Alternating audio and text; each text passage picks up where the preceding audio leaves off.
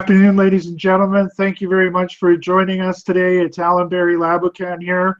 I'm the founder of the Alan Barry Reports, and we've got an exciting guest today. I've invited Don Hoy, who is the President and CEO of Wolfden Resources. Some of our viewers that have been watching my reports since I started them back in 2005 have probably heard that name Wolfden before. So we'll go into a little bit about that, and Don's going to give us a good rundown on what's happening with the company. Thank you very much for joining us today, Don. You're welcome. You're very welcome. I'm happy to be here. Excellent. So just so everybody has an idea of the format of the show, the way we run it is Don's going to open with some highlights about what's been going on recently with the company, and then we'll start talking and go over a bunch of questions. The format of the show is really set up like when in the past I would do due diligence phone calls to do my reports, and I'd often think, man, I wish that my viewers could have listened in on that. Well, you get to listen in on a due diligence call today with Don. So, Don, on that note, will you give us an overview of some of the highlights of what's been going on lately? Yeah, we about a year and a half ago, Wolfden, the management and the board had decided they really wanted to focus their efforts on base metal projects, base metal exploration, base metal targets, because we thought there were really a lot of gold exploration companies that were out in the market, too many of them, and we thought that the chances for getting good quality projects and getting some interest in the market would be through base metals. So we consciously decided to look for base metal targets in good jurisdictions in established mining districts there. The first was the Bathurst mining camp in northeastern New Brunswick about a year and a half ago, where we acquired about 24,000 hectares, really large land position in a well-established mining camp. The second part of that is in the spring of this year, we came aware of a couple of very good prospects, nickel copper prospects located in Manitoba. Mainly in the first one was in the Snow Lake Greenstone Belt. Again, an area of tremendous mineral endowment with very good infrastructure. So we became aware of the Rice Island project in the spring of this past year. It came open. Actually, it was an old Inco project that had been in the Inco Valley Fold for well over 60 years. In fact, they started exploring in the 1940s. Had it in the fold for 60 years, had done a fair bit of drilling in the 40s, sat on the property the rest of the time, and it came open.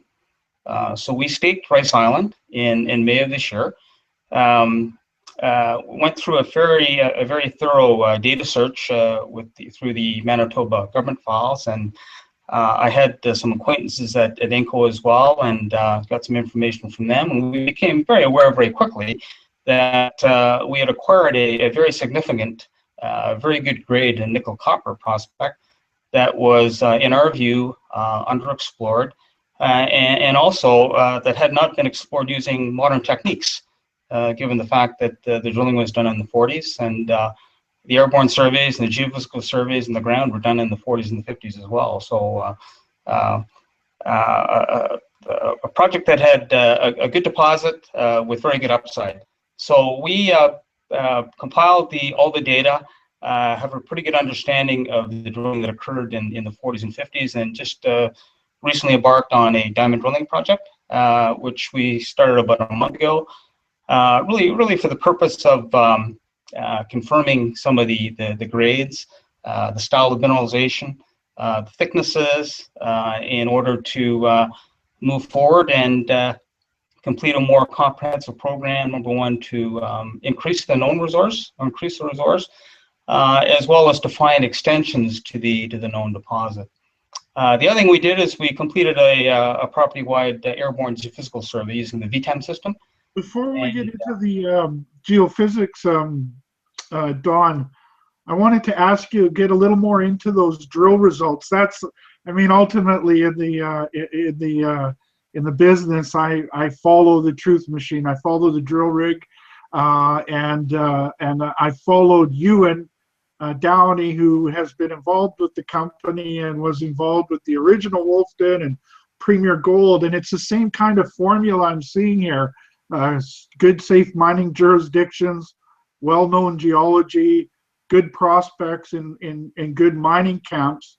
And one of the first knocks that I heard against the project on, now, right out of the gate, you're always going to see a lot of mud throwing in the mining business, especially when we've been through such tough times recently. But one of the early knocks was, yeah, but it was a lot of twinning of past holes.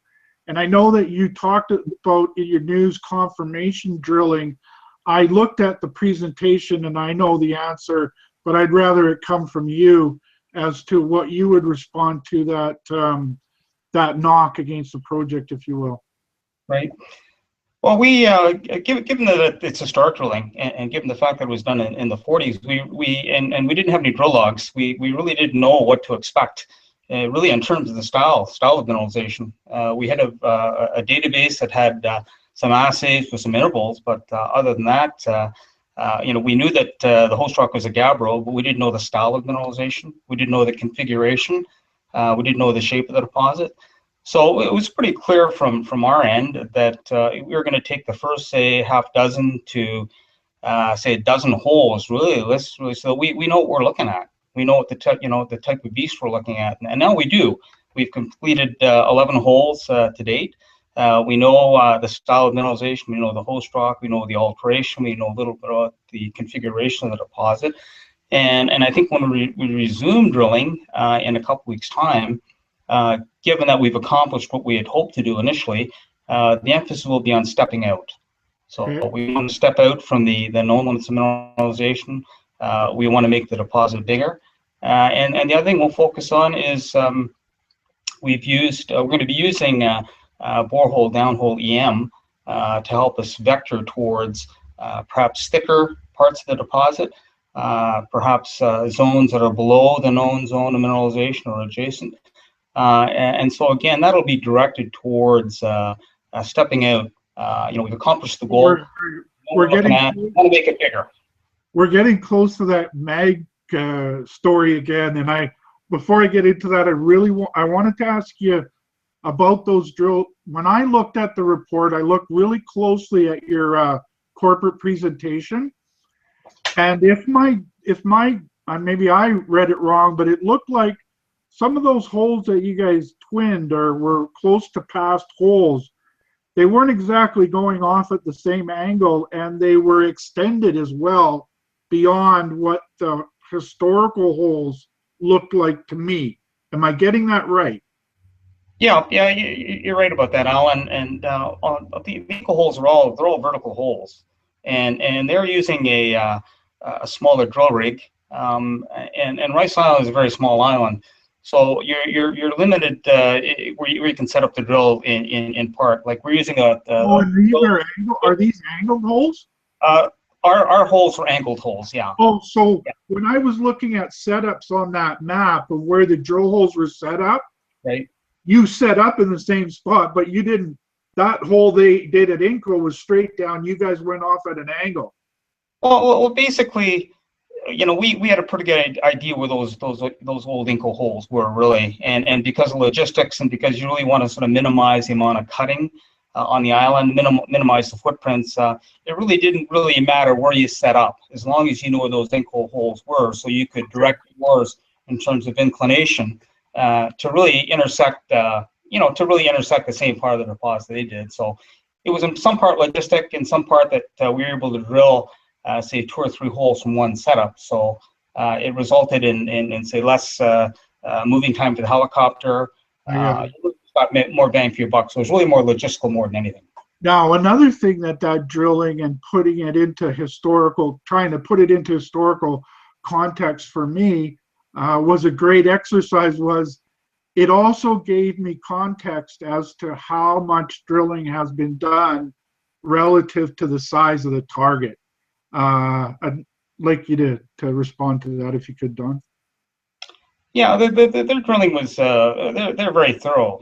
You know, they've always done very good quality work. They're experts at nickel copper and in several locations, as we know. You know, Thompson, Sudbury, Raglan. You know, they're very good operators. So they did very good quality work, and we could see that even though it did go back a fair bit of time.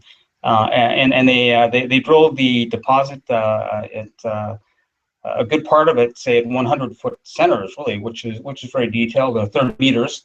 But I think for this style of mineralization, a magmatic nickel copper deposit, initially that's what you have to do. You know, really to find out what the deposit looks like, because they can be very irregular in shape. They can have twists and turns if they're in a conduit or a feeder zone there. So you really initially in the early days you can't afford to sort of step out because you may miss it. So it's going to take 100-foot centers or 25-meter centers really to get a good idea of what's going on. And that guides you out to your stepping out and going down at depth as well, correct? Yeah, exactly. And you need all the help you can get with these things. As I say, they can be very complex and very irregular shaped, and so you really need all those tools, and that includes detailed diamond drilling, as well as once you've completed the drilling, is to use downhole electromagnetic surveys, EM surveys, because they will vector you or give you indications of where you might find, say, thicker accumulations of mineralization or bigger mass. So you really have to integrate all those tools at the same time, and that's what we're trying to do. So now we kind of got to the perfect spot to talk about the VChem work that you've done on the property wide, and what the attention is to the downhole. Don, can you deal with that now? Yeah. You know, when we go back in after the break right now, we hope to commence the borehole EM survey in the next week, and you know that's going to take a week to 10 days to get completed. And so what we do when we go back after the break is really using some of that information that we're getting from the borehole EM surveys that'll vector us to step out and look for extensions to the mineralization. It'll be a combination of using the results from the borehole EM survey. There are other areas that we knew we were going to go to anyways, even without the survey. You know, where some of the sections we've drilled, the mineralization is still open, up dip or down dip. So the focus when we go back really will be to learn a little more about the deposit. But the other thing is you want to find out what the limits are on the island itself. The island is relatively small, so I don't think it'll take us very long to do that. It's just a matter of keeping that drilling keep the drill turning, increasing your information base, and then enlarging the deposit. I think that's one of our key considerations. Okay, now to enlarge the deposit, Don, would you be drilling some of that from ice? Is that an option? We will be. Obviously that'll have to wait until freeze up. So that's not going to occur until January or February of 2016. And the other segment of the exploration program will, of course, be to sort of step out beyond the island and have a look at some of the targets that were generated by the airborne geophysical survey. And there are quite a number of those targets, and quite a few of those targets are actually under the waters of Wekusko Lake. So we don't have any choice on them. We're going to have to wait until freeze up, complete our detailed ground surveys on them, and then of course they're going to be drilled in the winter months as well. Is that lake fairly shallow, Don? I don't know definitively, but I know that close to the island, and the island is fairly close to the shore, the west shore of Wekusko Lake. There's quite a few small islands. I know there are a number of shoals there. I guess it would be that generally speaking, we're not really dealing with deep water. Okay. Now, when I was looking at your PowerPoint or your presentation as well, Don, I sort of stepped back and tried to look at the overall project. You were just talking about the VChem. I noticed that there's a fault that runs through there, and one of the questions that I got, I don't know if you know Rob McLeod from British Columbia here. I don't know. Rob made some discoveries in the past. He ran underworld exploration, that sort of stuff. He and I spent a fair amount of time in this a chat site online for investors called chat.ceo.ca. Eric Koff and other people like that. Tommy Humphreys has put this CEO for CEO.ca together, this chat site, and it's a real great resource. And there's a lot of sharp people in there, and right away that was sort of one of Rob's questions that I was trying to figure out myself when I was looking at the fault and looking at the EM anomalies and trying to put the story together in my mind. Maybe you could shine some light on that for us. Yeah, well, that was one of the features that sort of attracted us to the project, really even the early days as well. Based on the regional magnetic surveys that the Manitoba government had flown back in the 90s, and one of the maps we'd seen, the vertical gradient map, showed a sort of a curved linear shaped feature that ran right through Rice Island, the middle of Rice Island, and it ran for another 10 to 15 kilometers to the northeast and continued to the southwest for another 5 to 6 kilometers there. And so that was interesting right off the bat. And we looked at a couple of geophysical interpretations, a couple of geological maps, and sure enough, where that mag feature was, there was a solid black line on the map marking a terrain boundary, and that was just an interpretation there. And if you deposits, when you're dealing with magmatic nickel copper deposits, really you got to tap the mantle to bring those magmas close to surface there. So you need a passageway or a deep-seated structure, and perhaps that's what we're looking at here in this situation. There, it's certainly not fortuitous, where we've got these really interesting mag features that trend for pretty close to 12 kilometers in a northeast-southwest direction, of which Rice Island is smack in the middle. You've got the strike of all that, Don, on your property? Say again, sorry, Alan? The strike of all that on your property? A good part of it. Yeah, okay. there are some other chunks of ground that we're certainly going to endeavor to acquire, and we know who those are owned by, and certainly there'd be a real emphasis on getting that accomplished. But on what we have now, we've got some very good strike length of these features. Not only are they a magnetic feature, but they're coincident or very closely associated with EM conductors as well.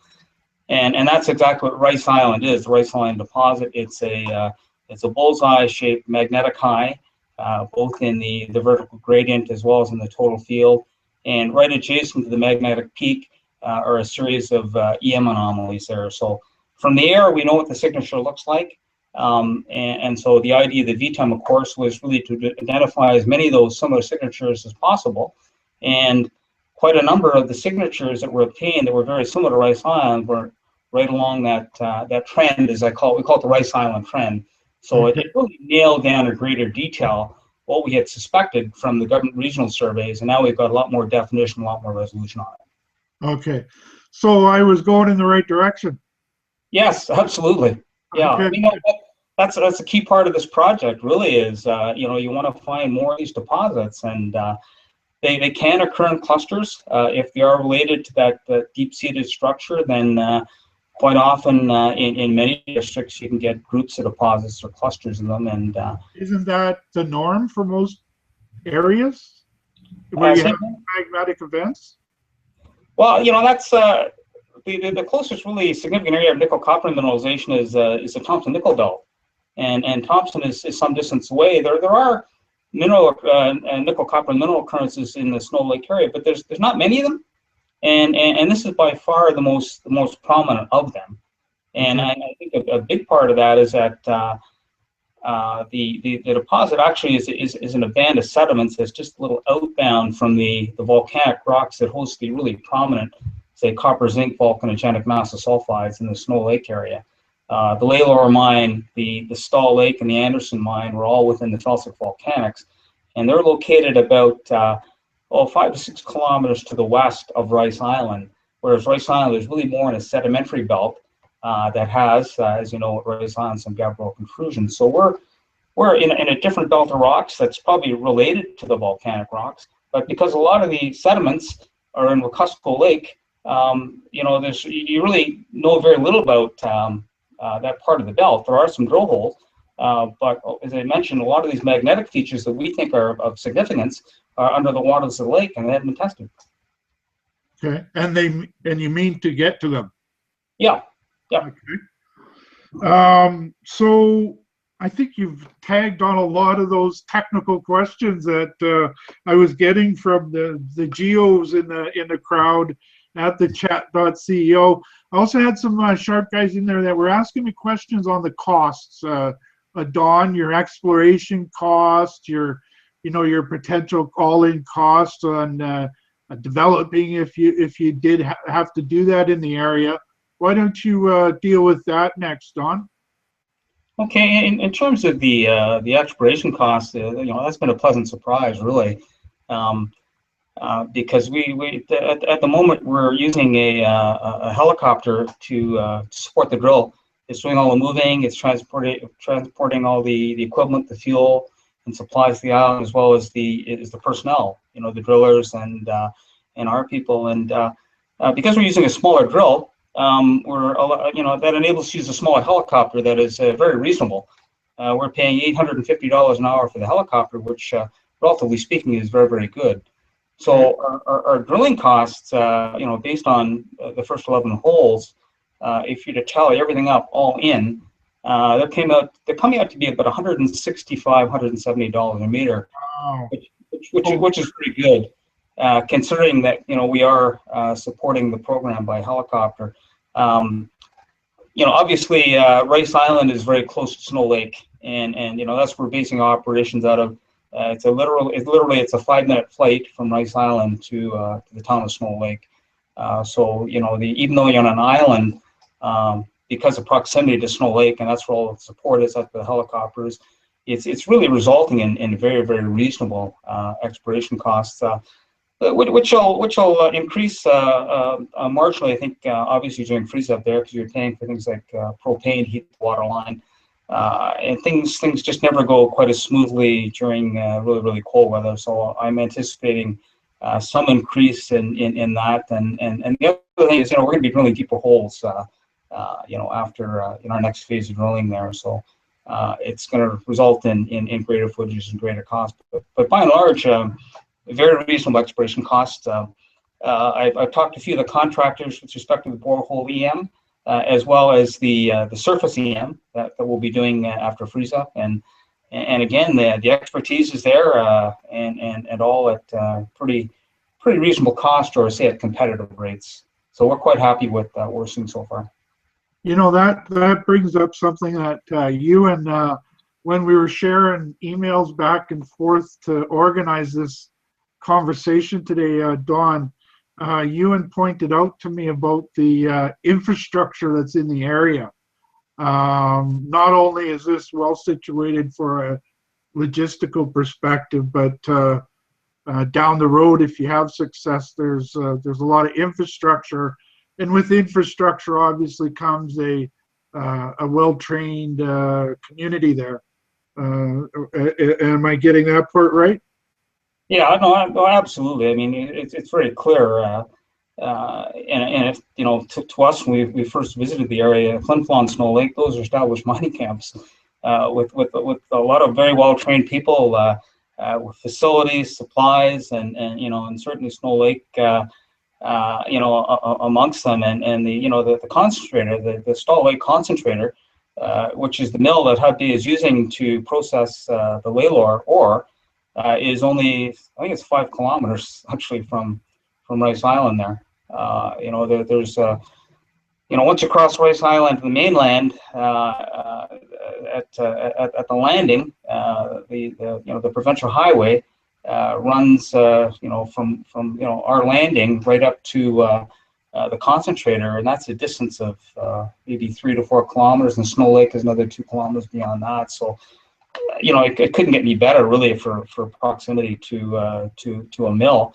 I know that Lalor is it's not suitable for Lalor. I think it's too small, and I think that's where Lalor is not really expanded to the extent that it could, is because the Stall Lake mill just doesn't have the capacity at this point in time to handle all the feed that's coming from Lalor.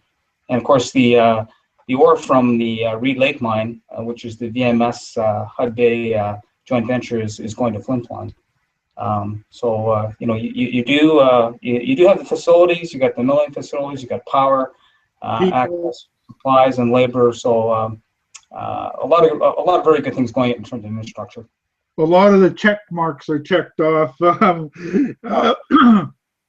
We also have some fairly serious sticklers in the room that we talk about, Don. And one of the questions from them was, you had a couple drill holes on another project that you haven't announced yet. Where are those holes, and when do you think they might be announced? I believe those are the holes we drilled on a base metal project in the Baptist Tray, in the Baptist mining camp, and we'll put out results the next time we put out a news release. So when we put out our remaining drill hole results from Rice Island, then we'll include the results from we call it the Forks project, I believe that's the one, the project the investor was talking about there. Okay. But we'll get that as soon as we can. Okay, perfect. And so a couple of more questions for you, and then I think we'll wrap it up and sort of where you going from here kind of stuff. Permits, any problems with permits you got to worry about there, Don? We've been pretty fortunate with that. There is some applying for permits. So far, the only one we had to apply for is the work permit, and there's a government officer right in the town of Snow Lake. I've submitted, and in the first instance, the work permit was submitted, and I got the work permit a week later. Really, so very good service. Really nothing onerous that we're seeing. It's really just. Being careful and trying to operate in as best and most responsible we can, both regard to the environment and doing it professionally there. So certainly to date, it's really just been the work permit, and that's gone very well, and we're getting it. The turnaround has been very good. Now, Don, I'm Cree myself. My father was Cree, and I always have to ask this question: how's things going regarding any First Nations issues out there? That was one of the questions that I asked the Manitoba government, because there are several areas in Manitoba, as you know, where the First Nations are involved, and where engagement and consultation has to take place. And so we went to several sources within the government, and within various departments, and we were told that there really are no First Nations issues where we are in the Rice Island area, or for that matter in the Snow Lake area. So we've proceeded on the basis of the information we were given. And we haven't been contacted by any groups, any First Nation groups, really suggesting otherwise there. So to our knowledge, and based on the information we've given, there are no First Nations issues, at least in the early stages of exploration where we're at. But obviously, we have to be cognizant of it as you move along. I've always noticed that it seems like Manitoba is an area where there's been a lot of mining activity, and a relatively small amount of opposition or conflicts or issues like that. So I think it's an indicative of an area that's been well developed in these relationships over time. Yeah, that would have to enter into that. That there's no question. It's part of the history. It's part of the upbringing. I think you see that frequently in a lot of areas of Canada, really, where everybody, including First Nations, have benefited from mining, from the jobs and the opportunities that are provided. And well, Don, at the end of the day, that's why I'm kind of in the business. I try to be a sort of bridge. I understand the First Nations issues, and I understand the industry issues, and I get that if we can come together and make it a winning situation for everybody, everybody has an opportunity to win, and that means jobs, and First Nations need jobs. And my hope is that over time we start to see First Nations that are taking higher and higher positions in the industry. I'm kind of proud of the fact that I've been able to stick handle my way through the industry over the years. Yeah. Well, that's the reality these days. There's no question. They're collaborative efforts, and it's going to be that way in every jurisdiction, and it's going to take efforts on all parties, to make sure that agreements are fair and they're equitable, and but that's really what we're faced these days in the industry. And I think everybody realizes that now, and it's really the only way forward. And I think, you know what, Don, I think it's a way forward to make things move a little more smoothly for everybody involved. Absolutely. Yeah. So on that note, why don't we talk a little bit, okay, where are we going from here? When we spoke on the phone a few days ago, Don, we talked about your company has about $1 million in cash, hard dollars, about $1 million in flow through. The flow through, I'm imagining, is all earmarked for drilling. And so we've touched on a few of the go forward plans. Why don't we sort of put it in a synopsis? Yep. Well, we from now until the end of the year, we'll be going embarking on the second phase of drilling, and really that's it'll be diamond drilling to let's sort of step out beyond where we are now. Let's try to define the limits of the mineralization using the borehole EM techniques as I mentioned earlier, and just sort of stepping out on some of the sections where we are still open. It's either up dip or down dip. You really want to get an idea of what the limits of mineralization are on the locale of the island itself there. So that'll be one of the main emphasis. When we resume drilling is to step out and try to find the limits of mineralization. And then I think once the lake freezes over, then I think we can sort of step out from the deposit itself and have a look at some of these other anomalies that I mentioned, interesting anomalies, and that's going to require some detail work. That's going to require, you can only get so much information out of airborne EM. It's certainly a very good indicator to bring you in there, but now it's time to really detail those, and really to get the information you need to really do a good job of drilling is going to take some large loop EM or EM surveys right on the ice. You get better penetration through those particular surveys. You get better resolution. You get more information in terms of the orientation of the conductor and the depth, and really to do a really good job and give yourself the best chance of succeeding. You really have to do the large loop ground EM, and we plan on doing that on as many targets as we can. That won't occur really until likely the new year, unless you get really cold weather from here to the end of the year. So I think a major part of the exploration effort will be on diamond drilling of the deposit or other targets we can drill from the island itself. And then beyond that, it's going to take large loop EM on the ice, and that'll likely be in the new year. Well, obviously you got a lot of work ahead of you, Don. We're really early stages here.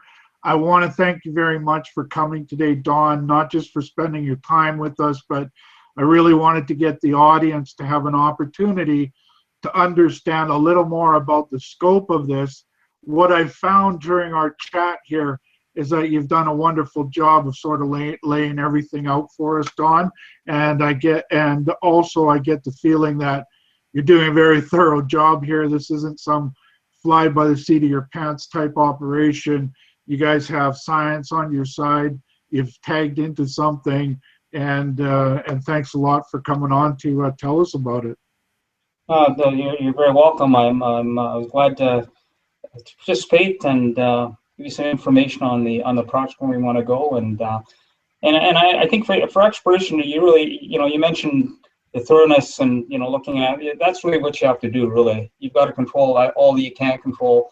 If you do that, it gives you a much better chance of succeeding. The science will lead you where you got to go, Don, and that's the way to go. Not, sometimes I think companies focus too much on what the stock chart is telling them as opposed to what the science is telling them. I'm really excited about your company. I forgot to mention earlier, I became a shareholder recently. What happened was, Don, as soon as I saw those results, I knew the name Wolfden. I quickly did my homework and realized that at a 70 million shares fully diluted, trading at 7 cents a share, that gave you about a $5 million market value. And you had the truth machine singing, and you had a couple $1,000,000 in the bank. I had to get that. I had to get some of the stock myself, and I also put out a report to my subscribers. A lot of those subscribers were originally the original Wolfden shareholders as well. So I really, I rarely ever do these special situation reports, Don, but because I have a big audience of old Wolfden shareholders and current Premier Gold shareholders, I felt compelled, especially obviously because the drill results were so nice. So again, thanks a lot for coming on Don. And on that note, I'm going to say before making any, remember that this show is for information purposes only. Before making any investment decisions, it's important to do your homework and speak with your financial advisors. As I said, I want to disclose that I'm a shareholder in the company. I've become a fairly significant, for me, shareholder, and I intend on increasing my position. So on that note, again, thanks a lot, Don. You're welcome. My pleasure. We'll do this again in the future when you get some more drill results. I'll look forward to it. Thank you. Excellent. On that note, everybody, have a great day, and we will talk to you soon.